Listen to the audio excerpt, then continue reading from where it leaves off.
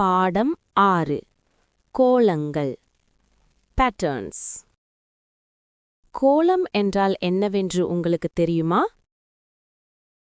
குட்டி நண்பர்களே, கோலம் என்பது ஒரே விடயம் திரும்பத் திரும்ப ஒரு ஒழுங்குமுறைப்படி வருவதாகும். அதாவது அடுத்ததாக என்ன வரப்போகின்றது என்பதை எம்மால் மிகவும் இலகுவாக ஊகிக்க முடியும். நாங்கள் இதனை அழகான உதாரணங்கள் மூலம் பார்ப்போமா?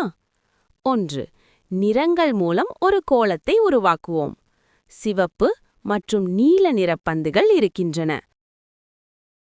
இதோ பாருங்கள், சிவப்பு பந்து, ஒரு நீலப்பந்து, சிவப்பு பந்து, மீண்டும் ஒரு நீலப்பந்து. இப்போது சொல்லுங்கள் பார்ப்போம், அடுத்ததாக என்ன நிறப்பந்து வர வேண்டும்? சரி, அடுத்ததாக வருவது ஒரு சிவப்பு பந்து. இதனைப்பான் நாம் ஒரு கோலம் என்று சொல்கிறோம். சத்தங்கள் மூலம் ஒரு கோலம். பிள்ளைகளே, எம்மால் சத்தங்கள் மூலமும் கோலங்களை உருவாக்க முடியும்.